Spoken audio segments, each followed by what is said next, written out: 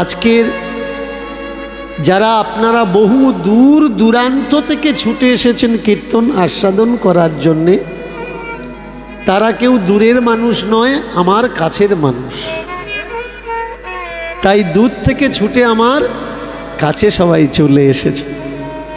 বর্তমান একটা সমস্যায় ভুল খবর ছড়িয়ে বেড়াচ্ছে সোশ্যাল মিডিয়ায়।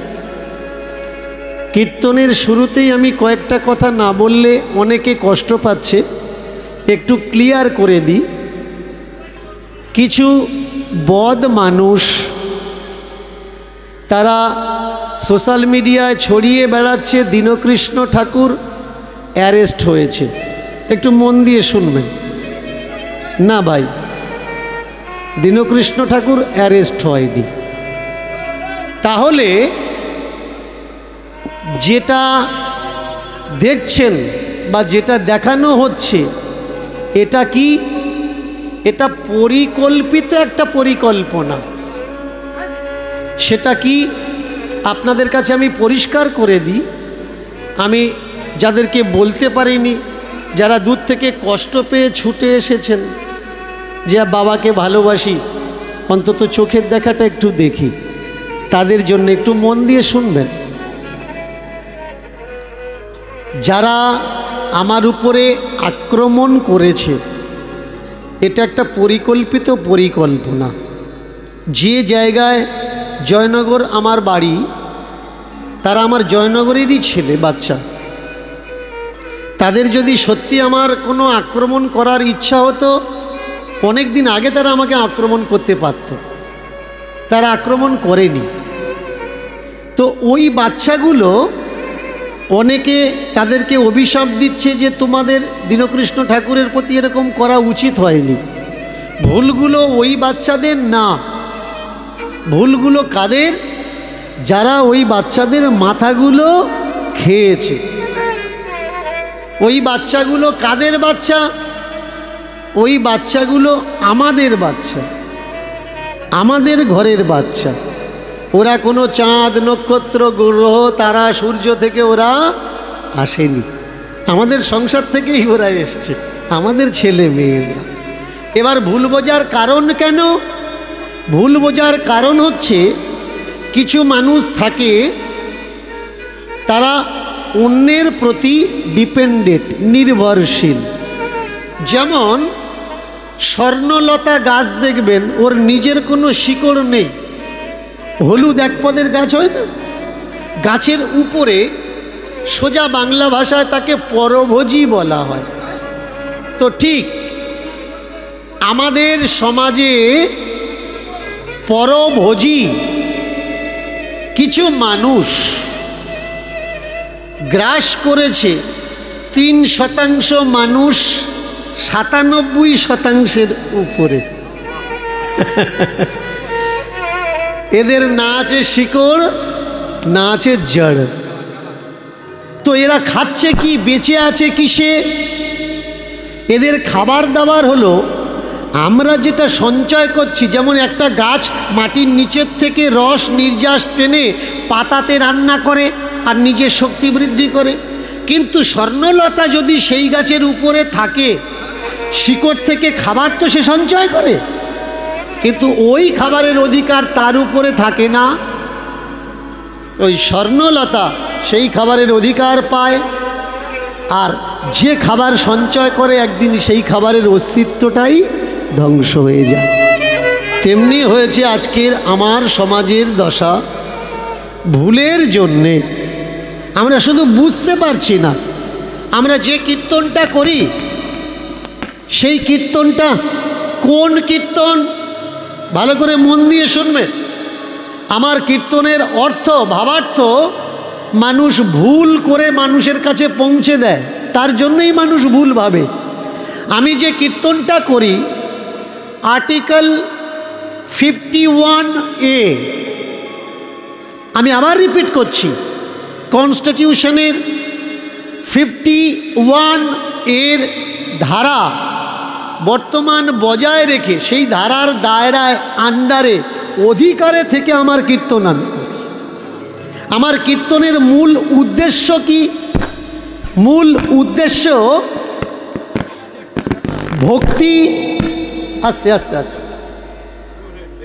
ঠিক আছে ঠিক আছে ঠিক আছে, ভক্তি, তবে অন্ধভক্তি নয়। ভালো করে শুনবেন, আমার কীর্তনের উদ্দেশ্য হলো ভক্তি, জ্ঞান এবং চেতনার দর্শন করা, মানুষের সঠিক রাস্তাটা তার সামনে তুলে ধরা।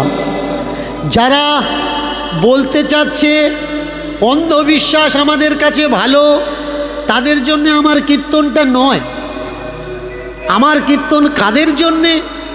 তাদের জন্যে আমার কীর্তন যারা শুধুমাত্র সত্যকে জানতে, শুনতে এবং গ্রহণ করতে ভালোবাসে। তেমনি যারা দূর দূর থেকে ছুটে এসছেন, আপনাদের প্রত্যেককেই আমি বলবো যে ঘৃণ্য এবং জঘন্য ঘটনা আমার উপরে কিছু মানুষ চক্রান্ত করে ঘটিয়েছে, শুনে রাখুন। আমি দেরি করিনি, তার প্রতিকার আমি আজকের করেছি। জয়নগর থানার আন্ডারে বহু দূর দূরান্ত থেকে ছুটে আসা আমার ভালোবাসার মানুষগুলো, আমার ভাই বোনগুলো জয়নগর থানার পদাধিকারী অফিসার হাতে এফআইআর খানা তুলে দিয়েছে। আমি ওই ছোট্ট ছোট্ট বাচ্চাদের সাজার আশা করি না, আমি সাজার আশা সেই সব মানুষদের করছি যারা ওই বাচ্চাদের পিছনে থেকে বাচ্চাদের পুতুল খেলার পুতুলের মতো নাচিয়েছে। আমি সেই কজন মানুষকে চাই যারা পিছনে থেকে জীবনে সামনে আসতে চায় না, তোমার আমার ঘরের বাচ্চাগুলোকে রক্তক্ষরণের জন্যে এগিয়ে দেয়।